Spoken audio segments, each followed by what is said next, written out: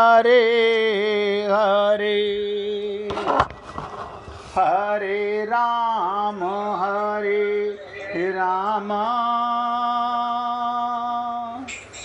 राम राम हरे हरे हरे कृष्ण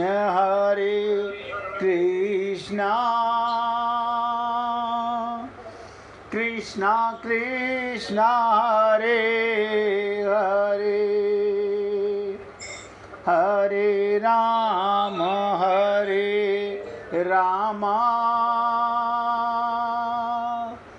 राम राम हरे हरे हरे कृष्ण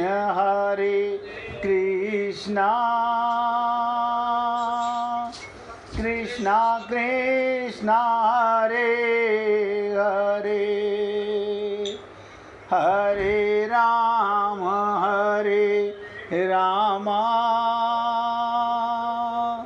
राम राम हरे हरे हरे कृष्ण कृष्ण कृष्ण हरे हरे हरे राम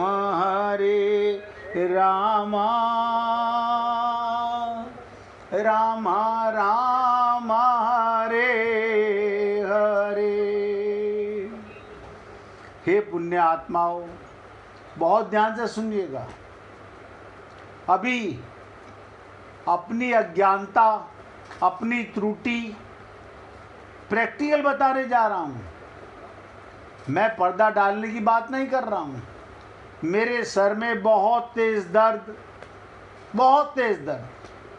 और मैं सोच रहा था मैं मैसेज तो डाल नहीं पाया। आज सत्संग शुरू होते ही सबसे निवेदन करूँगा कि आप चर्चा करो, मैं केवल सुनूंगा, बोलूँगा नहीं। लेकिन तुरंत यह अज्ञानता मिटी कि अरे तू कौन है करने वाला, तू तो केवल निमित्त मात्र है। मैं कुछ कोई करता नहीं हूँ, मैं आपको सत्संग नहीं सुना रहा, ये तो हरि करा रहा है, मुझे तो केवल निमित्त मात्र बना रहा है। इसलिए मैं तो देखो अपनी भी अज्ञानता, अपनी भी कमजोरी आपके सामने रख दी, और इसीलिए आपसे निवेदन करता हूँ कि हे पुण्य आत्माओं, खुलकर पूछो। ब्रजमोहन जी पूछते हैं, बाई जी पूछती हैं, मैं तो सभी भक्तों से निवेदन करता हूँ, राजकुमार जी पूछते हैं, सबसे कहता हूँ पूछो। लेकिन पता नहीं, या तो मैं ऐसा समझ लेता हूँ सबको समझ आ रहा है, मैं ऐसा समझता हूँ कि सबको समझ आ रहा है, और भगवान से प्रार्थना करता हूँ कि हे प्रभु, सबको समझ आ जाए तो बहुत बड़ा लाभ है। अब देखिए, छोटी सी बात, संभाव कब होगा? शरीर मैं नहीं, मेरा नहीं, और मेरे लिए नहीं। बताओ, आपका शरीर आपके लिए नहीं, आप तो आत्मा हो। ये शरीर औरों के लिए, सेवा के लिए मिला है।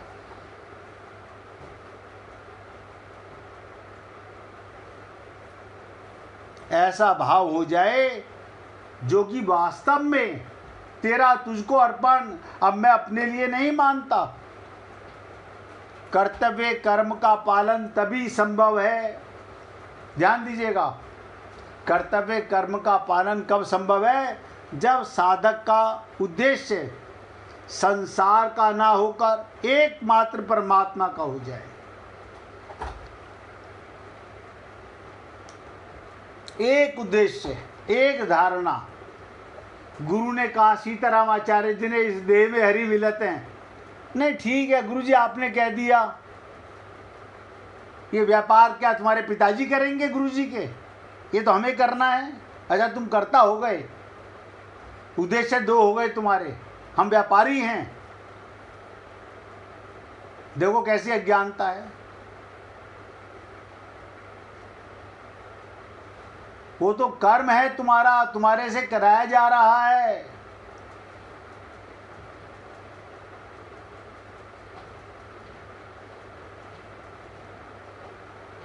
लेकिन हम नहीं समझ पाते। ये भूल इतनी आसानी से नहीं मिटा करती। और मैंने कहा कर्तव्य कर्म का पालन तभी संभव है जब साधक का उद्देश्य संसार का ना होकर, संसार में सब चीज हो गई, एकमात्र परमात्मा का हो जाए। परमात्मा प्राप्ति के उद्देश्य से, परमात्मा प्राप्ति के उद्देश्य से साधक ज्यों-ज्यों कर्तव्य परायण होता है, उद्देश्य अगर है, त्यों ही त्यों कामना, ममता, आसक्ति आदि दोष अपने आप मिटने लग जाते हैं। बताइए कमाल है। बताइए दवा खाने से बीमारियां मिटी थी क्या हमारी? अगर आपकी और हमारी ये ममता, ये कामना, ये आसक्ति 10% या 100% मिटी है तो कैसे मिटी है? सत्संग रूपी दवा लेकर के। खाना खा के तो मिटी नहीं, व्यापार करके तो मिटी नहीं, वो तो और ज़्यादा आसक्ति बढ़ती जा रही थी, ममता बढ़ती जा रही थी, कामना बढ़ती जा रही थी।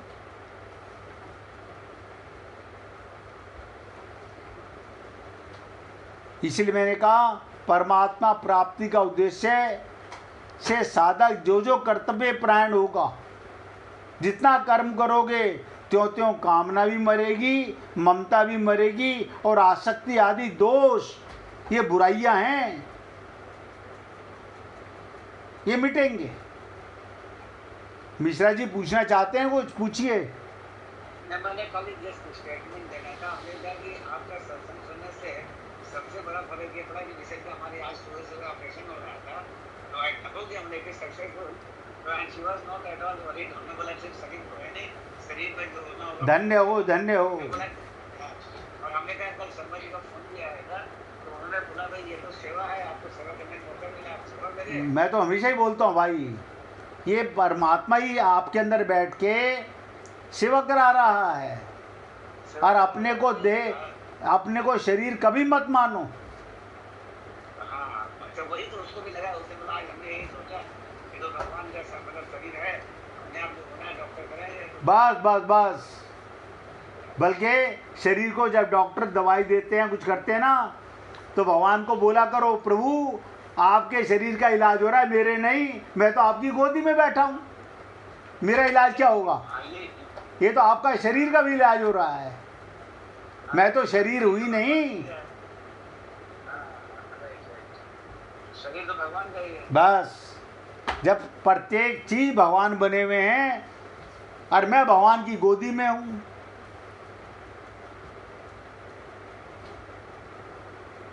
तो कहने का तात्पर्य परमात्मा प्राप्ति के उद्देश्य से जो जो आप कर्तव्य परायण होगे, त्यों त्यों कामना, ममता, आसक्ति आदि दोष अपने आप मिटने चले जाएंगे, और समता, अपनी स्वाभाविक स्थिति का अनुभव होने लगेगा। आपको आत्मज्ञान अपने आप होने लगेगा। अभी देखिए सबके बीच में मिश्रा जी ने, इनकी मिसिस 2 दिन से अस्पताल में थी, और उन्होंने क्या कहा कि जब हमें ये ज्ञान हो गया हम शरीर है ही नहीं, ये ज्ञान सत्संग की कृपा से है। समता में अपनी स्थिति का पूर्ण अनुभव होते ही कर्तापन सर्वदा मिट जाता है। मैं कर्ता नहीं हूँ। आज तक ये खोपड़ी में अज्ञानता भरी पड़ी थी, मैं परिवार का ये करता हूँ, मैं परिवार का ये करती हूँ, मैंने इतनों का खाना बनाया, मैंने इतना काम किया, सब भगवान कर रहा है। लेकिन ऐसा भ्रम, ऐसा जंजाल हमारी बुद्धि में पड़ा हुआ है, इतनी आसानी से नहीं मिटता, सदा के लिए मिट जाता है, समता आते के साथ ही।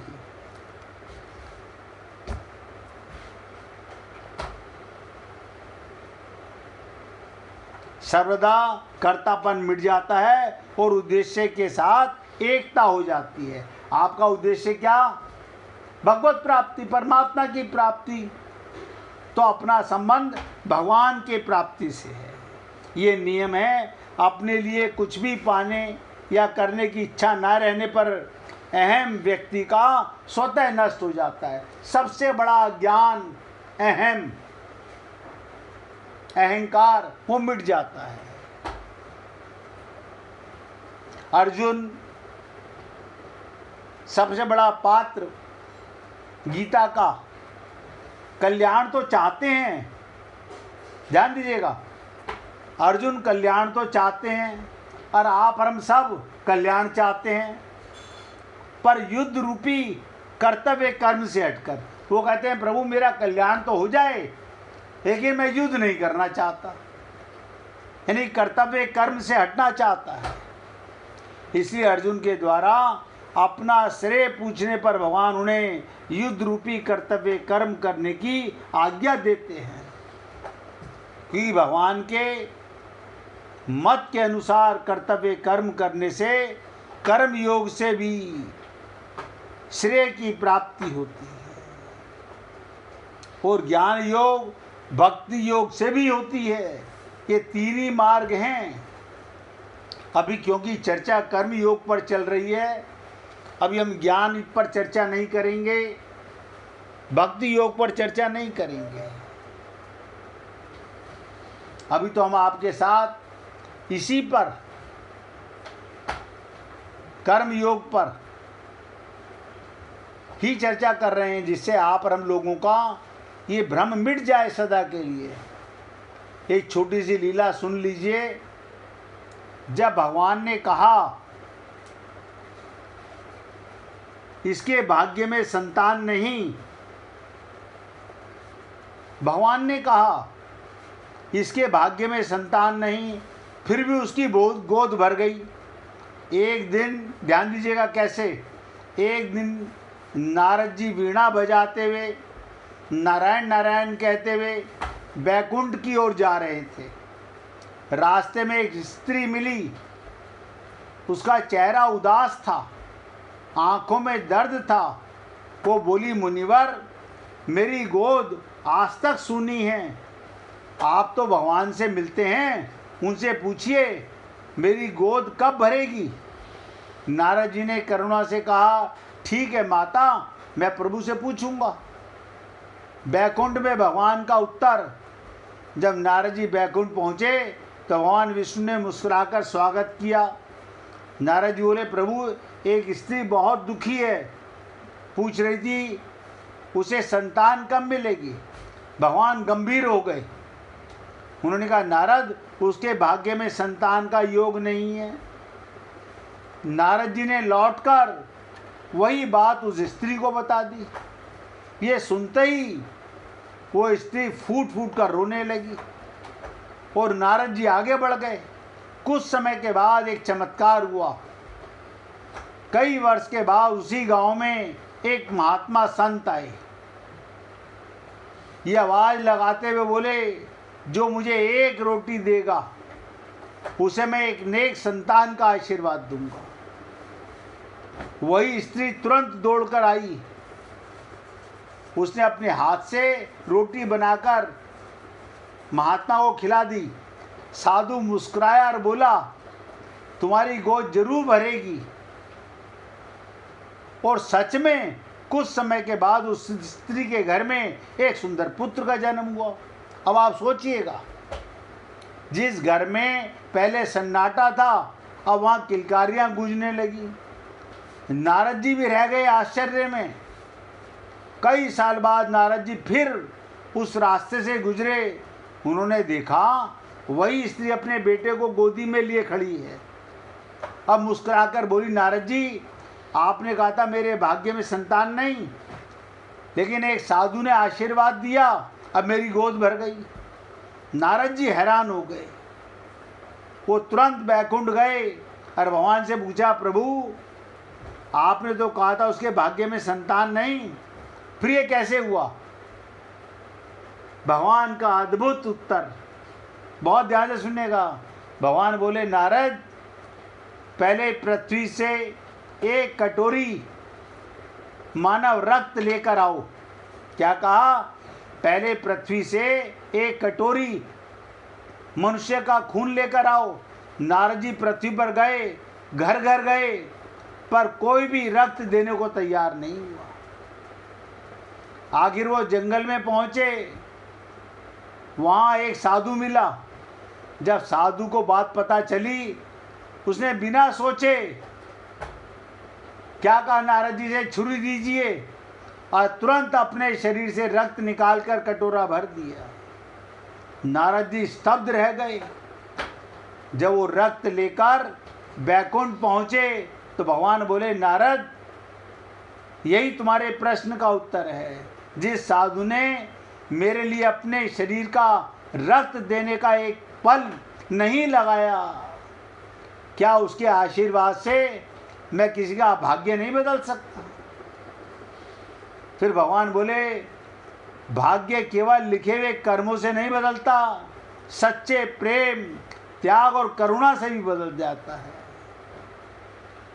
ये सब बातें बहुत गहरी चीज़ें हैं, सुनने से समझने से आती हैं। निस्वार्थ होना कहना बड़ा आसान होता है। आप और हम इस शरीर को अपना माने हुए हैं, उस साधु ने अपना नहीं माना, एक पल नहीं लगाई। तो मैंने आपसे निवेदन किया, अर्जुन अपना कल्याण तो चाहता है, लेकिन कर्तव्य कर्म से हटकर चाहता है। और जब उसने पूछा मेरा श्रेय कैसे होगा, तो भगवान ने कहा, युद्ध रूपी कर्तव्य कर्म कर। क्योंकि भगवान के मत के अनुसार कर्तव्य कर्म करने से, अर्थात कर्म योग से भी भगवत प्राप्ति हो सकती है। लेकिन आप और हम लोग कहीं ना कहीं अपनी बुद्धि लगाते रहते हैं, प्रयत्न करते रहते हैं किसी ना किसी प्रकार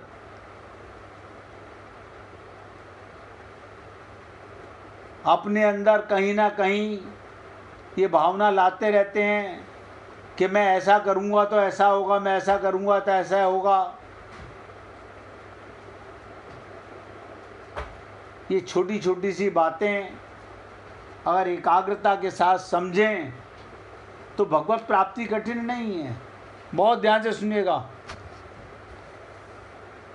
अब इसी श्लोक की 2-3 मिनट बहुत एकाग्रता से सुनिएगा, क्योंकि इसके बाद फिर आपके साथ गीता के 3 अध्याय के 31वें श्लोक की चर्चा करेंगे। अब तक तो भगवान ने अर्जुन के प्रश्न, उसका प्रश्न क्या था, मुझे घोर कर्म में क्यों लगाते हो, का कई तरह से उत्तर दिया। अब तक भगवान एक ही प्रश्न का उत्तर दे रहे हैं। अब इस श्लोक में भगवान निष्ठा के अनुसार कर्म करने की विधि बताते हैं। संपूर्ण कर्मों को भगवान कहते हैं मेरे अर्पण कर। कर्म तो कर, लेकिन मेरे अर्पण कर। ऐसा कहने का तात्पर्य क्रिया और पदार्थ अपने और अपने लिए ना मानकर मेरे लिए, मेरे मानकर मेरे लिए कर्म कर। इस श्लोक में भगवान क्या विशेषता बताते हैं, कर्म तो तुम सब करते हो, अपना शरीर मान के करते हो, अपने लिए कर्म करते हो, लेकिन यहाँ भगवान कहते हैं ये दोनों चीज मेरे अर्पण करके कर्म कर। कारण भगवान समग्र हैं और संपूर्ण कर्म तथा पदार्थ अधिभूत समग्र भगवान के ही अंतर्गत, उस समग्र भगवान के लिए ही यहाँ ये बात आई कि तेरा तुझको अर्पण क्या लागे मेरा। तो ये छोटी छोटी सी बातें अगर आप और हम लोग गहराई से देखिए, कई कई श्लोक ऐसे आते हैं कि कई कई दिन लगते हैं उनकी चर्चा करने में। क्यों? क्योंकि हम चाहते हैं ज्ञान मिटे तो पूरी तरह से मिटे। हम वो दवा नहीं करना चाहते जो आज दर्द मिट गया कल फिर दोबारा फिर चालू हो गया। ये ममता, मोह, कामना, आसक्ति मिटे तो पूरी तरह से मिटे। शरीर का अज्ञानता मिटे तो पूरी तरह से मिटे। इसलिए पुण्य आत्माओं, मैं आपके साथ बहुत, वरना एक श्लोक सुनाने में आधा घंटे में पूरा हो सकता है, इतना समय की जरूरत ही नहीं है। लेकिन हम प्रयत्न करते हैं कि नहीं, जब भगवान ने मौका दिया है भगवत प्राप्ति का,